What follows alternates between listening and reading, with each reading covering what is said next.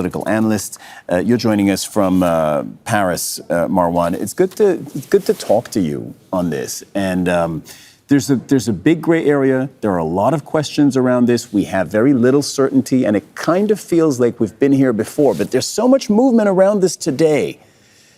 It feels like it could be something. There could be real movement. Well, I know you being a journalist and we being a news network, clearly you are not taking General Gantz's advice about just calming down, sitting it quietly until we hear exactly what is going to transpire out of Cairo. Because as a news media, we try to get ahead of the current, as it were. And clearly there are a lot of expectations. You know, one of the things we've learned in a long experience in media and academia is that when there are leaks, one has to look who's behind the leak and why they are leaking it. So those who are leaking all the optimism are certainly leading a sort of a strategy by optimism, meaning you continue to push towards that there is good news coming, a ceasefire is imminent, and then if you are the United States and Israel, you would say, well, Hamas is to be at fault for finally, breaking its word or walking back what its promises and so on and so forth. On the other hand, if there is really a serious momentum, and that's why different countries are sending their technical teams to Cairo, because now it's just a question of details and getting those out of the way in order to finalize the deal, then we could be onto something. Now, how? How did we get there? If, in fact, Netanyahu continues to say that he will be attacking Rafah, come what may, deal or no deal, something that is anathema to Hamas, that will never accept. And what is of Hamas's basic principled, if you will, demands that Israel withdraw its forces eventually from Gaza, or that a population of Gaza will be able to go back to its homes, or that there will be some serious reconstruction, and so on and so forth. Now, briefly, I would say the following. It seems that the ball has moved from Hamas and Israel to Israel and the United States. If the United States has given Hamas guarantees on all of these issues, that means the clash of the wills is going to be between Biden and Netanyahu moving forward. Because if the Biden administration gives the Palestinians, the Egyptians, and the Qataris guarantees that they do guarantee that Israel will do 1, 2, 3, then it's going to be up to Washington to make sure that those guarantees are respected. And it seems what we heard earlier in the news hour from the Hamas spokesperson, that this could, in fact, be enough for Hamas. Yeah, it's interesting because Hamas spoke to Al Jazeera, I'm looking at the clock, about 5.5 hours ago now, right? That's the latest update that we got directly from a Hamas representative. And they firmly, in that interview, put the ball in the U.S.'s court. Because they said, we want a U.S. guarantee. We want no Israeli invasion, intervention of Rafah. And we're obviously not going to take Israel's word for it, but we would take the U.S.'s word for it. That puts the U.S. in an interesting situation. I was going to say a bind. I don't know if it's the right word.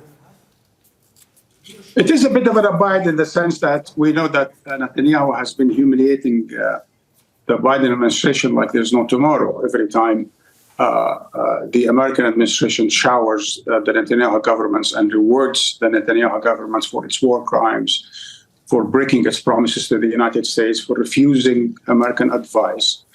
The record shows that moving forward, probably Netanyahu will continue on the same path. There's no reason why he should change on going on that path, especially that he does have, at least theoretically speaking, or declaratively speaking, coalition partners that continue to threaten to leave his coalition if, in fact, he signs on a ceasefire.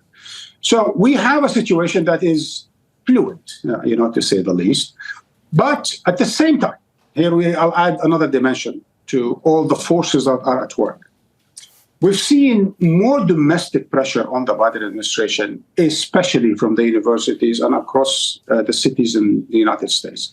We've also seen more pressure domestically in Israel, including by the likes of Gantz and Eisenkot and so on and so forth, for the Netanyahu government to clarify what the heck is its position moving forward.